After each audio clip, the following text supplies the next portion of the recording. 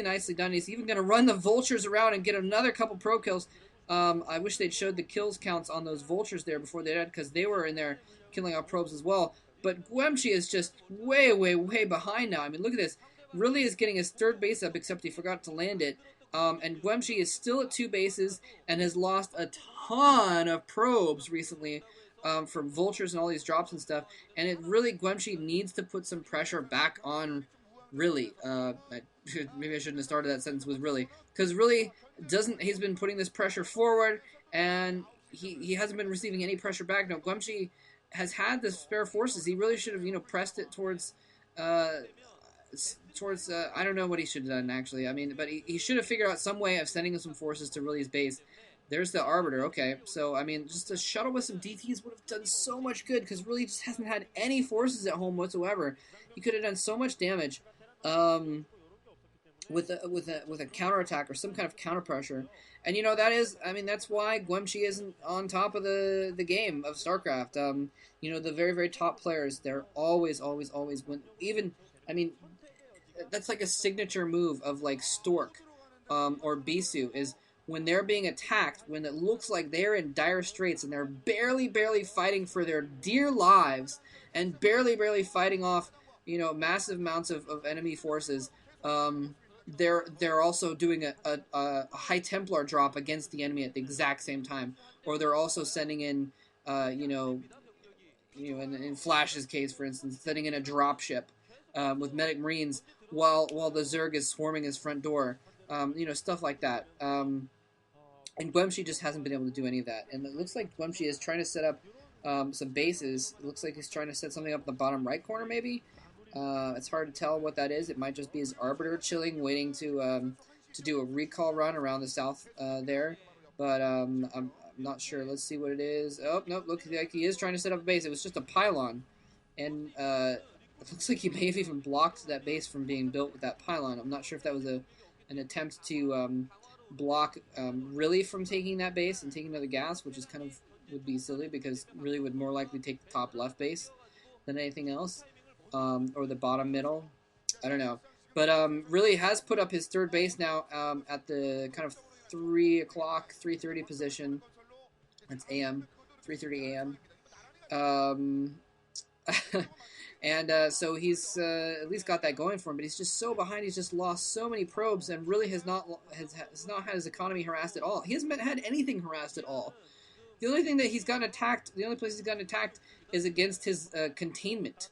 And now he's coming with a dropship that is doomed to failure and death, and it looks like he's barely going to get a tank out there before, and it's going to be able to siege up. Hopefully he can get a couple good shots on the probes there, as we was hoping for, but kind of a waste of a drop. But, oh, there's the recall. There's what we were looking for. This is exactly what Guemchi needed to do a while ago. He got that recall in there. It looked like he's got vessels out to try and EMP those Arbiters, but did not get the EMP off, and the turrets took it out, but not quite quick enough. He is going to take out, the armory goes down, killing the upgrades in progress, and that could be a big deal depending on how far along those upgrades were. Looks like Really, though, just he hasn't been rallying his forces forward, so his reinforcements are going to be able to run back here and clean this up without too much damage.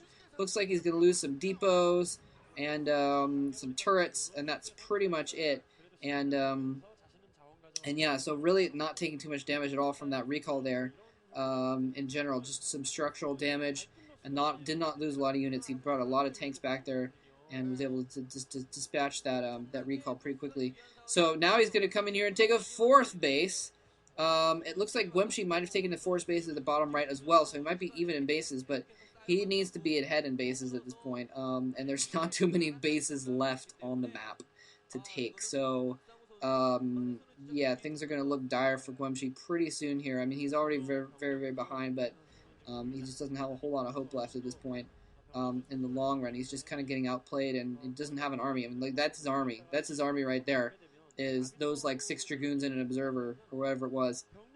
Okay, well, he's got another set of Dragoons over there. But, I mean, seriously, Really has as many tanks as Guemchi has Dragoons. So, it's just really not a position you want to be in. And now, Oh, I don't know. Does he? I don't know if he even has. Okay, he's got a couple cannons there. He's got an arbiter prepared to cloak his probes. It might help a little bit. Sometimes players will forget to comsat, and he is looks like he is going to comsat and pick off those probes there.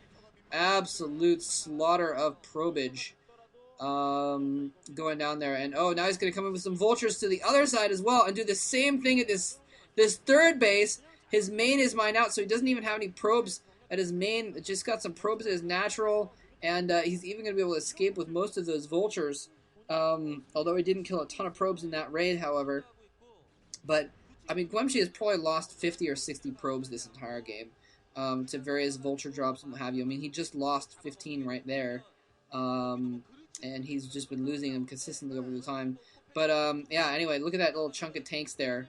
Now, as long as Really doesn't do something really stupid, he should be able to take this game pretty easily. I mean, you know, as long as he doesn't siege up in a bad spot or something like that and let all his tanks get a stasis, he's going to be fine. But, I mean, Guemchi doesn't even have Templar tech.